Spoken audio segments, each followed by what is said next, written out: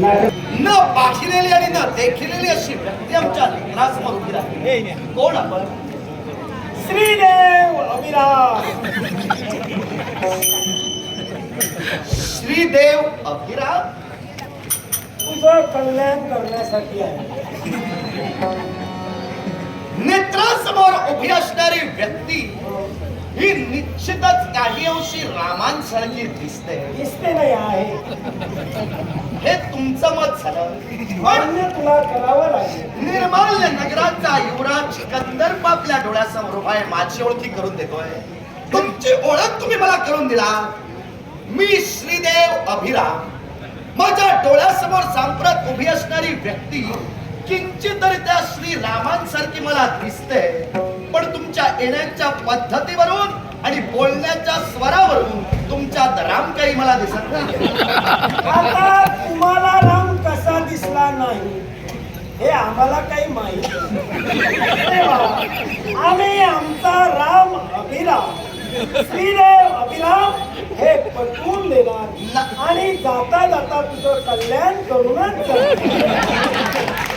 म्हणजे माझ्या कल्याणाचा निर्धार करूनच या निर्माल्य नगराच्या राष्ट्रवेशीवर जर आला असेल, माझं कल्याण तुम्ही कराच, पण तुमची उत्तर पूजा केल्याशिवाय मी काही तुम्हाला आता सोडणार नाही.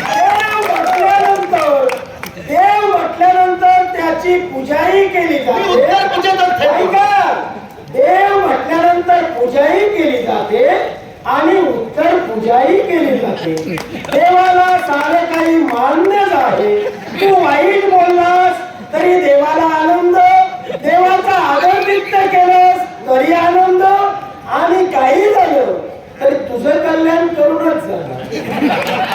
माझ्या कल्याणाच्या उद्देशाला जर आला असाल तर तुमच्या या बोचऱ्या बोलण्यातून तुम्ही माझं कल्याण कसं करणार हे आता मला पाहायचं आहे. तेव्हा ऐका, विषय भरकवण्याचा प्रयत्न करू नका. तो माझा प्रश्न आहे, तू सांगू नको. ते तू ठरवू नको. मला कसं हवं तसंच मी करून पण तुमच्या समोर कंदर्प उभा आहे. तो पुढे नगराच्या राष्ट्रवेशीवर उभे आहात तुम्ही. तुमच्या राज्यात उभे नाही. देवाला बंधन नाही. देव कुठेही जाऊ शकतो आणि देव अभिराम हा आगळा वेगळा आहे. अभिराम, तुमच्या बोलण्यातूनच तुम्ही नेमके कोण आहात हे मी ओळखलेलं आहे. तेव्हा आल्या आल्या माझ्या आता जर तू ओळखलं असशील तर वेळ काढू नको, पाय धर. तुझे पाय धरायला तू माझा रामही नाहीस आणि तुझे पाय धरायला तू माझा शिवशंकरही नाही. तू कोण आहेस ते मी ओळखलेलं आहे. तेव्हा तुझे पाय धरणार नाही. तू फक्त पाय जागेवर राहून ठेवून माझा एक लक्षात ठेव, मी वैकुंठीच्या नारायणाचा 7वा अवतार श्रीदेव अभिराम. राम नव्हे, अभिराम. वैकुंठीच्या नारायणाचा 7वा अवतार आहे. विश्वाच्या पाठीवर वैकुंठीच्या नारायणानं दशगर्भ भोगण्याचं वचन आपल्या प्रिय भक्तांना दिलं. अर्थात राजा अंबरीशांना खऱ्या अर्थानं वैकुंठीच्या नारायणानं ते वचन दिलं की दशगर्भाच्या पीडा तुझ्या इच्छेसाठी हा वैकुंठीचा नारायण भोगेल. अर्थात त्यांच्या इच्छेसाठी वैकुंठीच्या नारायणानं दशगर्भ भोगण्याचं वचन दिलं. पण त्यालगे काय घडलं? नुसती कल्पना जगाला यावेळी नको आहे. ही पंढरपूर नुसती अवकाळी होत नाही. बोला.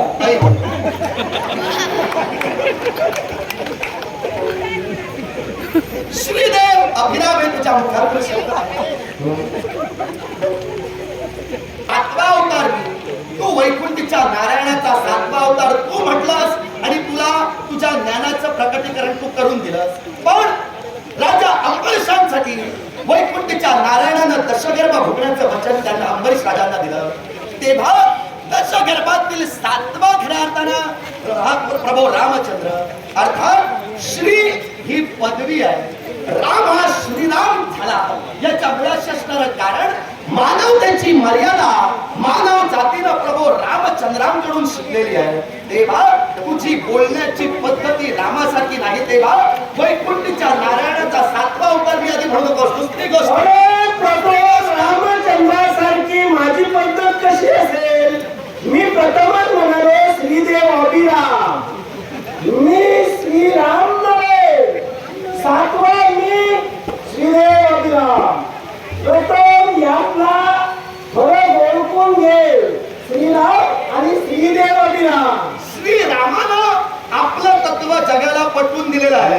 आता हा अभिराम कुठून आला हे अभिरामाचा अभिरामाला माहित. तेव्हा वैकुंठीच्या नारायण बाबा तू बोललास की तो 7वा अवतार मी.